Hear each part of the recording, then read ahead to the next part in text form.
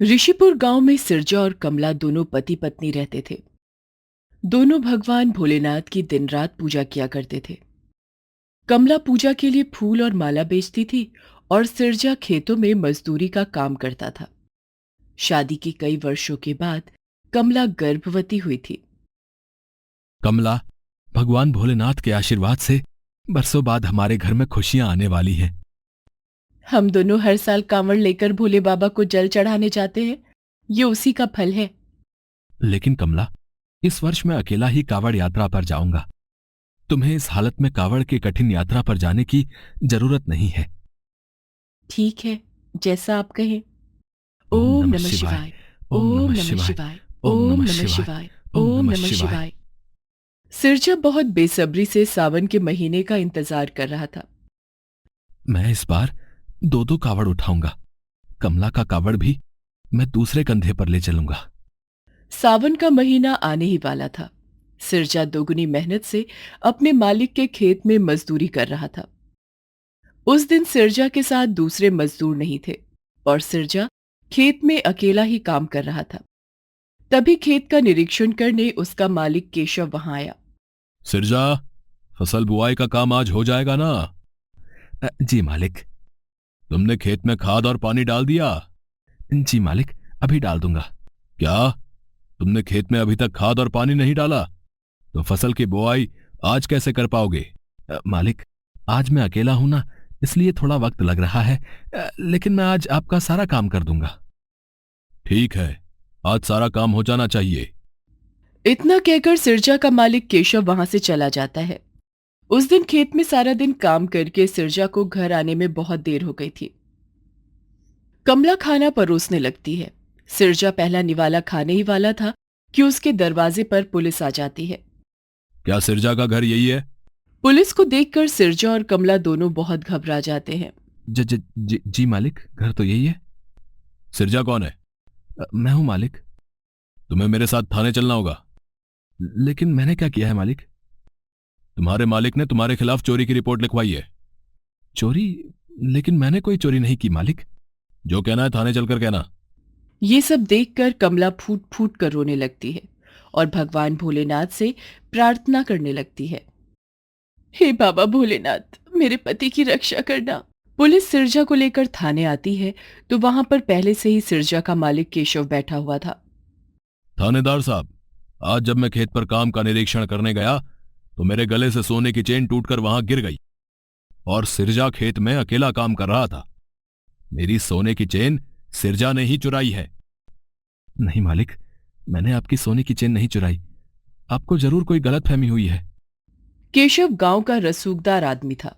Police ने केशव की बात मानकर सिरजा को चोरी के आरोप में जेल में डाल दिया। सिरजा के रोने गिड़गिड़ाने का भी केशव और पुलिस पर कोई असर नहीं हुआ। उस रात सिरजा घर नहीं लौटा। दूसरे दिन थाने जाकर देखती हूँ क्या बात है। कमला सिरजा से मिलने थाने जाती है। कमला ने देखा कि सिरजा जेल में बंद था। कमला, मालिक के सोने की चेन चोरी हो गई है और चोरी का इल्जाम मुझ पर लगाया गया है, इसलिए मुझे पुलिस ने जेल में डाल दिया है। अब हम क्या करें? मुझे तो भोले बाबा की बहुत चिंता हो रही है। सावन का महीना आ गया है। सोचा था इस बार मैं दो दो कावड़ लेकर भोले बाबा को जल चढ़ाने जाऊंगा। आप परेशान मत होइए। इस बार कांवड़ यात्रा पर मैं जाऊंगी और वो भी दो दो कांवड़ लेकर। नहीं नहीं सिरजा, ऐसा मत करना। तुम्हारी हालत ठीक नहीं है। ऐसे में दो दो कावड़ लेकर यात्रा करना बहुत कठिन होगा। रास्ते में कभी भी कुछ भी हो सकता है। भोले बाबा मेरी मदद जरूर करेंगे। मुझे उन पर पूरा भरोसा है। भोले बाबा हमारी प्रतीक्षा कर रहे होंगे। अगर हम दोनों में से कोई भी नहीं गया तो भोले बाबा नाराज हो जाएंगे। आप देखना, भोले बाबा हमारी सारी परेशानी दूर कर देंगे। ठीक है सिरजा, भोलेनाथ तुम्हें शक्ति दे।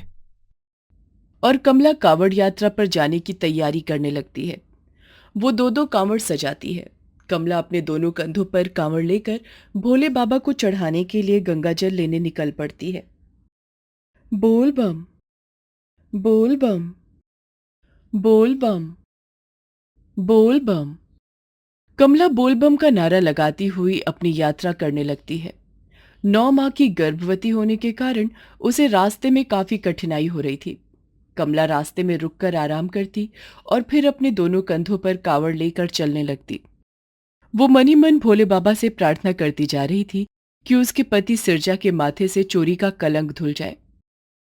कैलाश पर्वत पर बैठी माता पार्वती भगवान भोलेनाथ से कहती हैं, प्रभु, कमला 9 माह से गर्भवती है और इस हालत में ये अपने दोनों कंधों पर कांवड़ लेकर आपको जल चढ़ाने निकली है। इसने अपनी परवाह नहीं की। अगर इसे रास्ते में कुछ हो गया तो आप कैसे इसकी मदद करेंगे? देवी, एक स्त्री होने के नाते कमला की मदद आपको करनी पड़ेगी। कमला और सिरजा की परीक्षा की घड़ी अब समाप्त होने वाली है। कमला अपने दोनों कंधों पर कांवड़ लिए मां गंगा का जल लेने पहुंची। तभी वहां मां पार्वती एक कांवड़िए का रूप लेकर पहुंची और वो भी गंगा जल भरने लगी। बोल बम, बोल बम, बोल बम, बोल बम। अरे बहन, तुम इस हालत में 2-2 कांवड़ लेकर इस कठिन यात्रा पर क्यों निकली हो? अगर तुम्हें रास्ते में कोई परेशानी हुई तो तुम क्या करोगी? सब भोलेनाथ संभाल लेंगे। मुझे चिंता करने की क्या जरूरत है? भोलेनाथ के रहते मुझे कुछ नहीं होगा बहन। भोलेनाथ पर कमला का अटूट विश्वास देखकर माता पार्वती मन ही मन बहुत प्रसन्न हुई। ठीक है बहन, मैं तुम्हारी सहायता करने के लिए तुम्हारे साथ चलूंगी। ठीक है बहन, तुम्हारा बहुत बहुत धन्यवाद। और माता पार्वती कमला के साथ साथ कांवड़ लेकर चलने लगती हैं।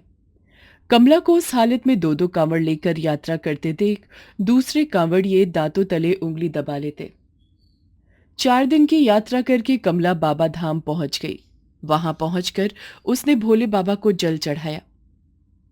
ओम नमः शिवाय, ओम नमः शिवाय, ओम नमः शिवाय, ओम नमः शिवाय।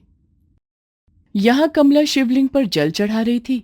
उधर कैलाश पर्वत पर बैठे भोले बाबा के सिर पर कमला का चढ़ाया हुआ जल गिर रहा था। इस अद्भुत दृश्य को देखकर माता पार्वती मंद मंद मुस्कुरा रही थीं। कमला के साथ माता पार्वती ने भी शिवलिंग पर जल चढ़ाया। पूजा खत्म होने के बाद, बहन, मैं यहां से अकेली अपने घर चली जाऊंगी। नहीं नहीं बहन, मैं तुम्हारे साथ घर तक चलूंगी। मैं इस हालत में तुम्हें अकेला नहीं छोड़ सकती। कमला और माता पार्वती एक साथ अपना कांवड़ लेकर वापस लौटने लगती हैं। लेकिन रास्ते में ही कमला की तबीयत बिगड़ने लगती है। कमला सड़क के किनारे बैठ जाती है और दर्द से कराहने लगती है। आह, आह। बहन, बहन, लगता है तुम्हारे प्रसव का समय आ गया है।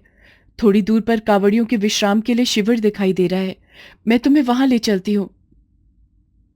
माता पार्वती कमला को सहारा देकर विश्राम शिविर तक ले जाती हैं।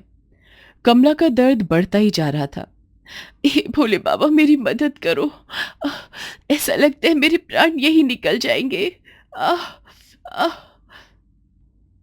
धीरज रखो बहन, सब ठीक हो जाएगा। और थोड़ी देर की प्रसव पीड़ा के बाद माता पार्वती की मदद से कमला एक सुंदर से बालक को जन्म देती है, जिसे देखकर कमला खुश हो जाती है। बहन, आज तुम मेरे साथ ना होती तो ना जाने मेरा क्या होता। मुझे तो तुम्हारे साथ होना ही था कमला। स्वयं भगवान भोलेनाथ ने जो आदेश दिया था। इतना कहकर माता पार्वती अपने असली रूप में कमला को दर्शन देती हैं।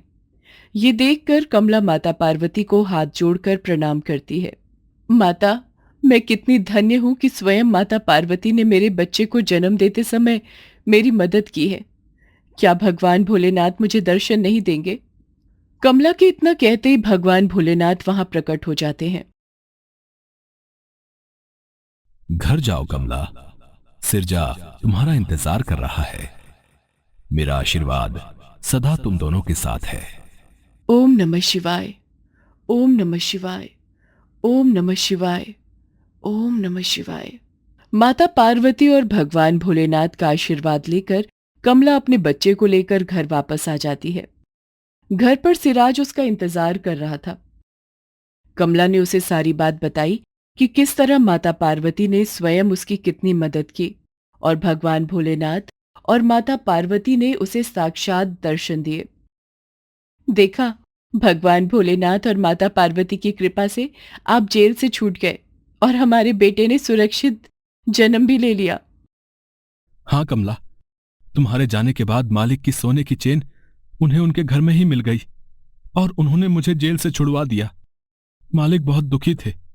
उन्होंने मुझसे माफी मांगी और इनाम के तौर पर मुझे अपनी खेत का छोटा सा हिस्सा दे दिया। अब हम अपनी खेत में बुआई करेंगे। अब मुझे किसी दूसरे के खेत में मजदूरी करने की जरूरत नहीं है।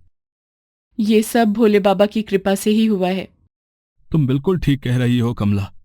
हमारा बेटा भगवान भोलेनाथ का दिया हुआ वरदान है। कमला और सिराज अपने बच्चे को गले से लगा लेते हैं और भगवान भोलेनाथ और माता पार्वती की आराधना करने लगते हैं।